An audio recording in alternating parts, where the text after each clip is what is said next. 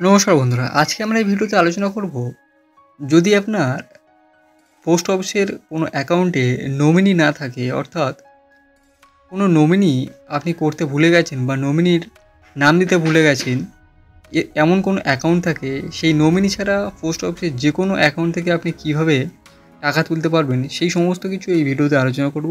ভিডিওটি অবশ্যই শেষ পর্যন্ত দেখুন, আর চ্যানেল নতুন হলে চ্যানেলটি অবশ্যই সাবস্ক্রাইব করে রাখুন। তো প্রথমে বলে রাখি, এই সমস্ত ইনফরমেশান আমি ইন্টারনেট এবং বিভিন্ন নিউজ আউটলেট থেকে সংগ্রহ করেছি। তো যে কোনো সিদ্ধান্ত নেওয়ার আগে অবশ্যই একবার নিজে রিসার্চ করে নেবেন। চলুন শুরু করি। দেখুন, ভারতের ব্যাংক, ডাকঘর, সঞ্চয় প্রকল্প এবং অন্যান্য আর্থিক প্রতিষ্ঠানগুলি মৃত অ্যাকাউন্ট হোল্ডারের টাকা দাবি করার ক্ষেত্রে একটি নির্দিষ্ট প্রক্রিয়া অনুসরণ করে থাকে।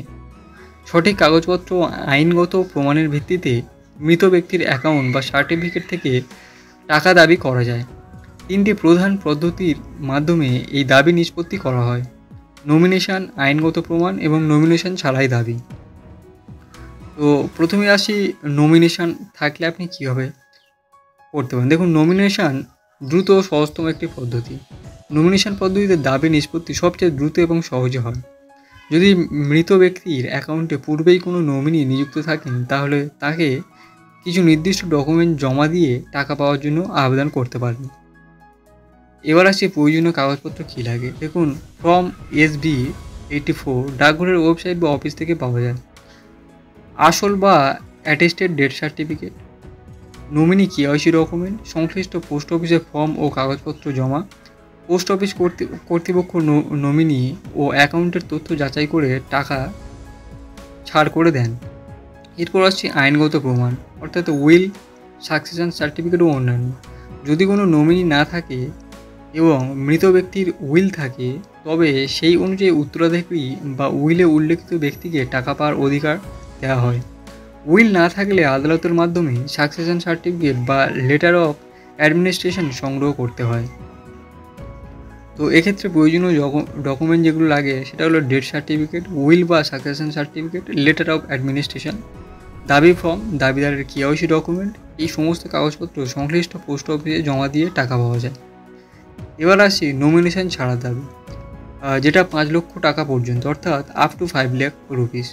তো সেখানে দেখুন, যদি কোনো নমিনি নিযুক্ত না থাকেন এবং অ্যাকাউন্টে জমা টাকা 5 লক্ষ টাকার কম হয়, তাহলে ডিপোজিটার মারা যাওয়ার পর 6 মাস অপেক্ষা করতে হয়। এরপর কিছু বিশেষ ডকুমেন্ট পোস্ট অফিসে জমা দিতে হয়।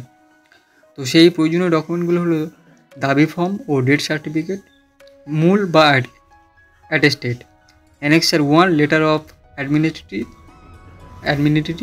অ্যানেক্সার 2 অর্থাৎ হলফনামা আবেদনকারী পরিচয় ও দাবি সংক্রান্ত, অ্যানেক্সার 3 ডিক্লেমার হলফনামা, উত্তরাধিকারীর দাবির পরিত্যাগ সংক্রান্ত, আর আবেদনকারী KYC ডকুমেন্ট।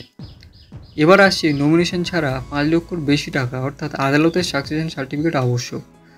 তো যদি জমা রাশি 5 লক্ষ টাকার বেশি হয় এবং কোনো নমিনি না থাকে, তবে উত্তরাধিকারী সাকসেশন সার্টিফিকেট সংগ্রহ করা বাধ্যতামূলক। এটি দেওয়ানি আদালত দ্বারা ইস্যু করা হয়, যেখানে প্রমাণ করে দিতে হয় আবেদনকারী মৃত ব্যক্তির বৈধ উত্তরাধিকারী। তো এক্ষেত্রে এখানে প্রয়োজনীয় ডকুমেন্ট যেগুলো লাগে: সিভিল কোর্টে সাকসেশন সার্টিফিকেটের জন্য আবেদন, ডেথ সার্টিফিকেট, মৃতের সাথে সম্পর্কের প্রমাণ, অ্যাকাউন্টের ডিটেলস জমা। আর আদালত সাকসেশন সার্টিফিকেট ইস্যু করলে সেটি সহ পোস্ট অফিসের দাবির ফর্মও দিতে হবে। অন্যান্য KYC ডকুমেন্ট জমা দিতে হয়। যাচাইয়ের পরে টাকা ছাড় করা হয়। তো আশা করছি ভিডিওটি আপনার ইনফর্মেটিভ লেগেছে। ভালো লাগলে অবশ্যই লাইক করবেন, শেয়ার করতে ভুলবেন না। আর চ্যানেলে নতুন হলে চ্যানেলটি অবশ্যই সাবস্ক্রাইব করে রাখবেন এই ধরনের ইনফর্মেটিভ ভিডিও পাওয়ার জন্য।